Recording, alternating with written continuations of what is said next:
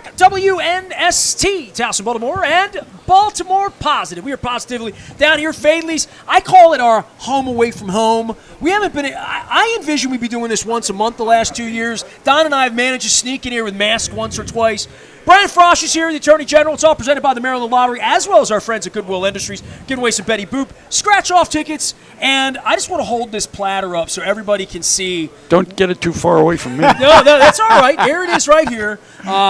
Fried oysters, new. New to the menu. Look at that crab cake. Brian, I'm going to warn you. I ate one of those about 30 minutes ago, and I had to go get some Raven beer to wash it down because it was that delicious. God, this looks amazing. Gorgeous. Now, Don, go ahead. I'm going to say, and everyone, the minute this airs, my phone will blow up and say, when's she coming to Kingsville? Ask Amy. Alicia told us earlier today, said you guys are getting calls down here all the time wanting to know if they can make reservations for the Catonsville.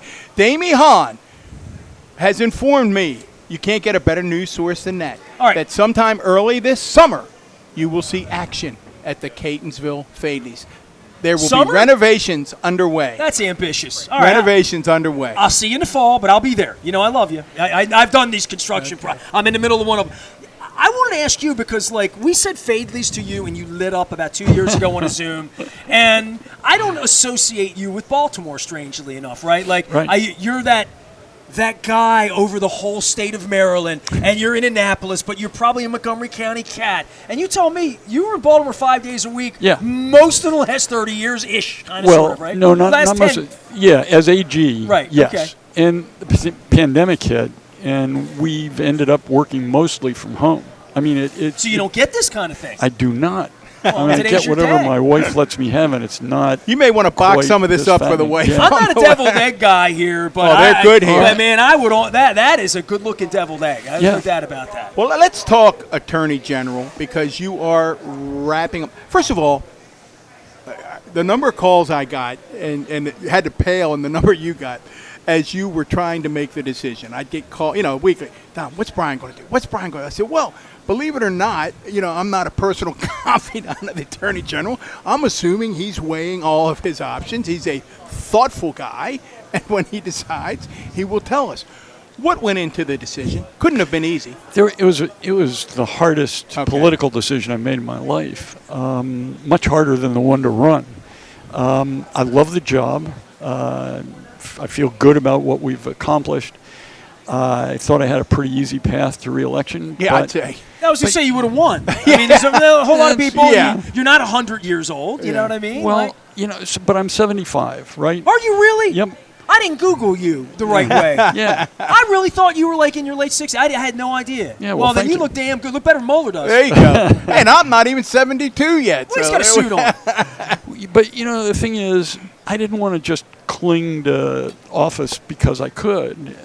Chuck Grassley, I think, is a great advertisement for somebody who stayed too long. And there are a whole bunch of others. Maybe Pat Leahy. If we want to, let's be bipartisan, But so I didn't want somebody to tap me on the shoulder and say, hey, time's up.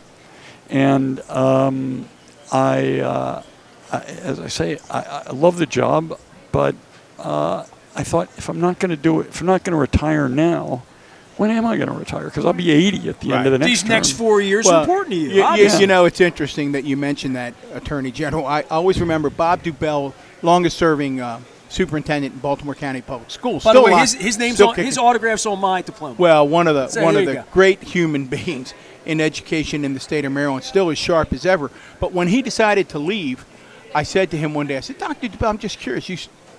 You're still energetic. You still have great ideas. You'll be reappointed easily. And he said, he always talked like Jimmy Stewart. He has this sort of Jimmy Stewart. And he said, Don, he says, you got to understand. He said, I want to be like Fred Astaire. He said, I want to walk off the dance floor while I can still dance. And that was his point. He didn't want somebody to tap him on the shoulder and say, Bob, you were great for a time being, but see, Don's being modest because he winds up in the office and you could have run. You would have had Kevin's army of energy at some point. You could have been involved, and you didn't want to do it. You had no interest in doing it. That's why I have great. I'm going to out Jim Smith. He won't mind that I do this. Well, I've never seen you happier than being county executive. It was the pinnacle of everything you'd ever wanted to do. One of the few times, that's why I have such great respect for the Attorney General and others who dip their toe into the public sector. one of the angriest moments Jim Smith had with me was when he was preparing to leave. He really wanted me to run for county executive. And I said to him, I don't know this. Boss, this is good. I need yeah. I need well, beer. I don't normally Let's out go. Jim this Tell way. me. And Talk to me. I said to him, look, I'll sleep on it, but I'm pretty much sure I know the answer. And I went home, talked it over, and I came back. I said, I'm just not going to do. And Jim rarely angry at me. And we had a great relationship. And he was angry for 24 hours, and then he got over it. And the reason for me, Nestor, is it's one thing to be behind the scenes. And it was very different. And we can talk about public office in this. It was very different doing 7.5 months to succeed Kevin in wake of a tragedy when you know you're not going to run. So you literally, we're going to talk about the Attorney General's guiding light of doing the right thing. Literally for 7.5 months, people are often very complimentary. Man, it was easy. People thought they had something in with you. I said, what could have been easier? I wasn't going to run. Every decision that came to my desk was what's right, what's wrong, call it a day. Doesn't really matter who's mad at me. So when you're in the public eye, that scrutiny, particularly with social media and the vitriol of today, I don't know if that factored into your equation or not, because I haven't seen much of it directed your way. But he has. I've seen a few. The vitriol of social media Yeah. and the lack of fun that it has made it. Was that a factor? A little bit, not Yeah. too much. I mean, I like anybody else in a high-profile position, I get the death threats and the hate mail and the tweets and all that stuff, but it bounces off me. That doesn't bother me that much. But I just, it was a very difficult decision to make, but once I made it, I felt at peace with it. So Well, when you I'm look very back, comfortable with let's talk then. Let's look at your legacy. I imagine there are things that when we write the book on Brian Frosh, there will be this, I'm really proud of X, and I was really frustrated by Y. What's the really proud chapter? There are a lot of things, and some of it comes from my legislative work, and a lot of it comes from my work as AG. But let me just focus on the AG part for a minute. When I was running in 2014, I said I was running because I wanted to be the people's lawyer, and that's been the guiding light for me. I think Steve Sachs was the first person in Maryland to say that's the job of the Attorney General. And I found the office to be an incredibly powerful tool for protecting Marylanders, for improving their lives, and for delivering justice. And that's been our aim throughout my time as AG. I mean, we've gone after folks who take advantage of people or hurt people because they have the power to do it, because they're filled with hate. One of the first things I did was to issue guidelines for all the law enforcement agencies in the state prohibiting racial profiling. And we were the first state in the country to do that. Wow, I don't think people I would didn't know know that. that. Right, I didn't know that. right. Yeah.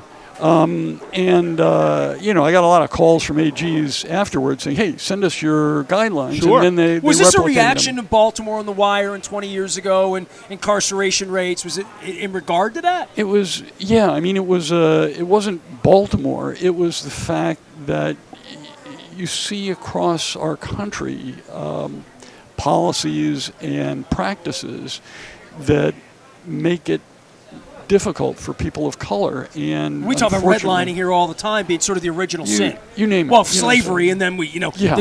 right. We went after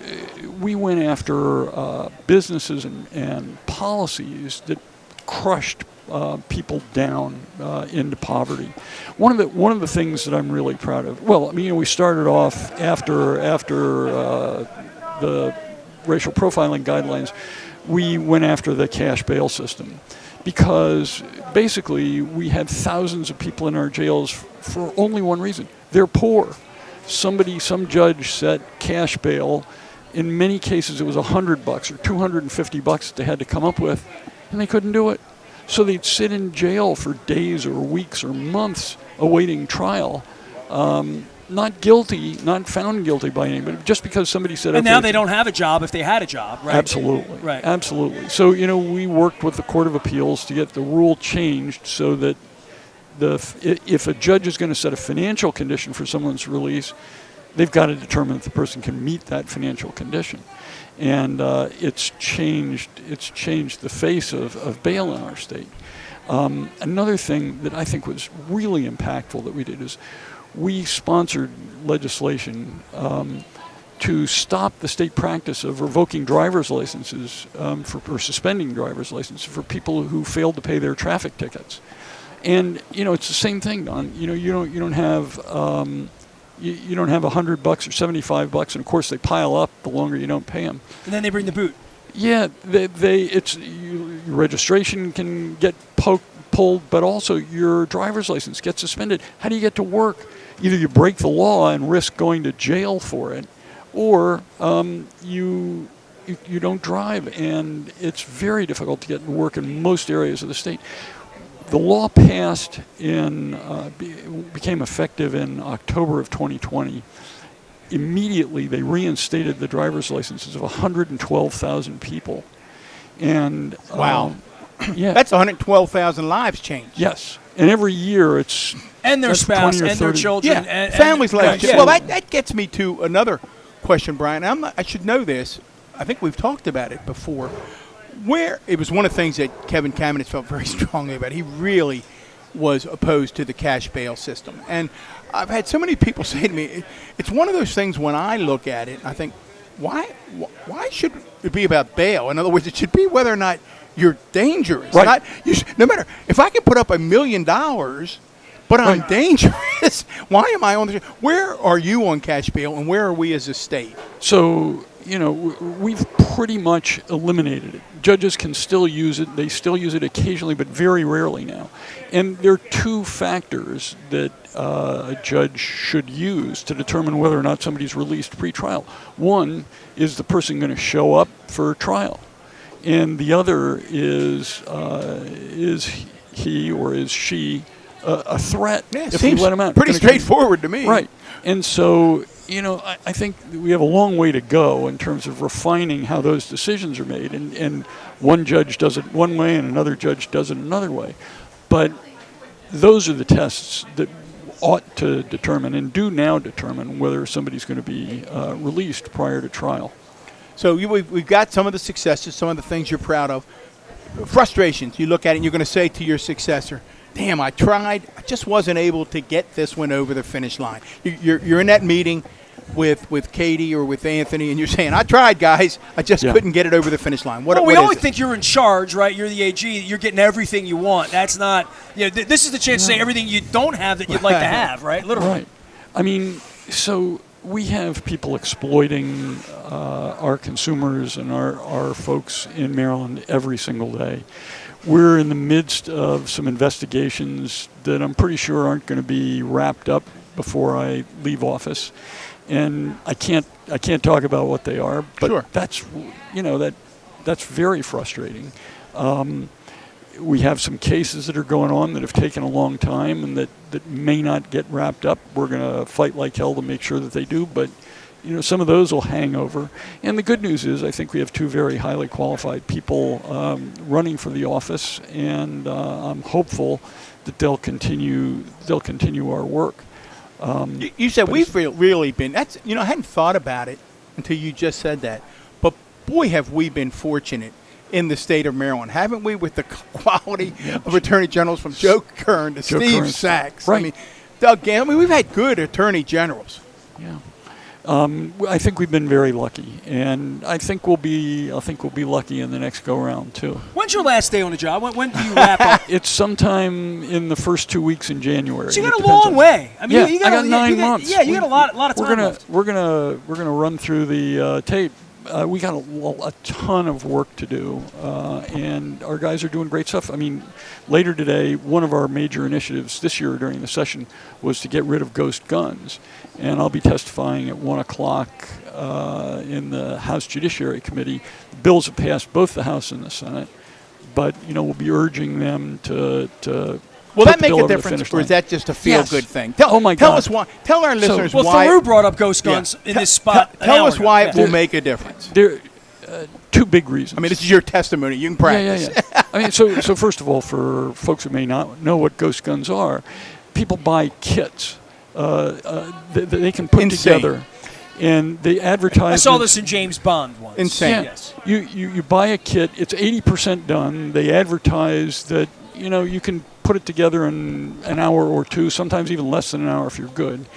They have no serial numbers. So two things happen. Number one, you don't go through the background checks that are required for somebody who owns a gun in Maryland. You may be a hardened criminal and you can get a gun because the manufacturer will sell it to you. And two, you can get And the one. manufacturer's off the hook because it's not really a gun. It's just a kit. They say, yeah, we're just selling a kit. It's not a firearm. So our bill defines it as a firearm. So, number one, we don't know if prohibited people are getting the guns. Well, actually, we do know they're getting the guns. We just don't know who they are. But also, you can't trace them. You can't say, oh, this is Joe Blow's gun because look at the serial number. It's registered, to him. We can track it down.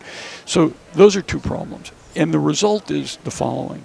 They're exploding in crime. The numbers in Baltimore City are horrifying. They're horrifying across the rest of the state. They're finding ghost guns used in crimes more and more. It's a gun of choice for criminals. Well, my mind immediately goes Attorney General. What about you? Listen, young criminals are pretty entrepreneurial, so I immediately go to little sweatshops in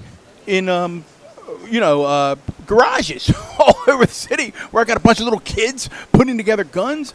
I'm selling them. I've got an operation going. Hell yes. The Baltimore City Police busted Yeah. a drug organization There you last go. summer, and they found 40 kits that were not assembled and 15 ghost guns that had been assembled by this gang of drug dealers.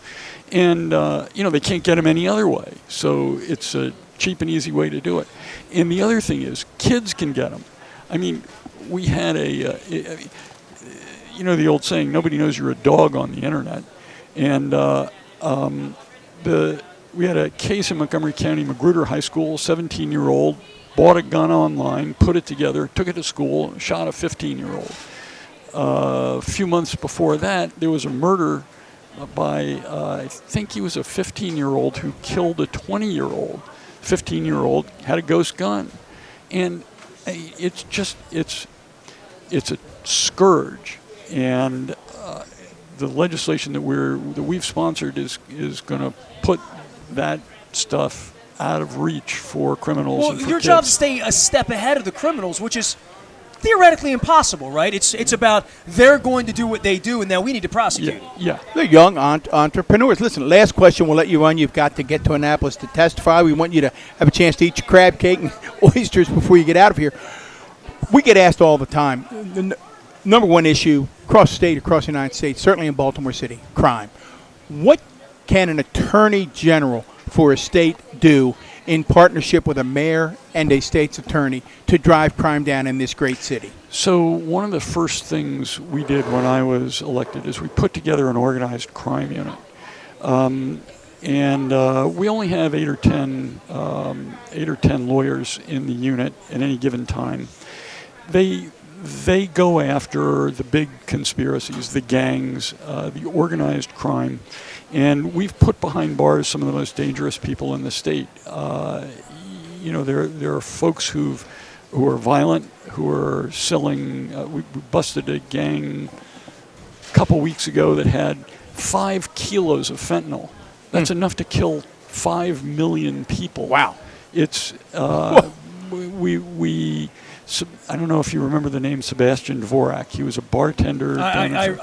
He waited on me before, yes. Yeah, shot in the chest on his way home from work on his birthday. Just been celebrating his Now, these birthday. were people who came into the city to commit crime from out of state, correct? Well, this gang was mainly in Baltimore. So we were investigating the gang, and as we did our investigation, we found out that the members of the gang were the murderers of Sebastian Dvorak.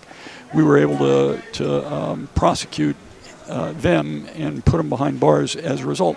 So the state's attorney has a tough time. They see a drug deal, they see a murder, and they put together the evidence to put that guy or those people behind bars. We're able to expand it. We're able to look at who else they're dealing with, put up, do a complete investigation, and look not only at that particular crime, but over a series of crimes. I mean, we had a bunch of kids who were doing carjackings, violent carjackings. They were pistol whipping people, beating them up even after they got control of the car. And there was one carjacking. We were able to link that, I think it was 14 or 15 others.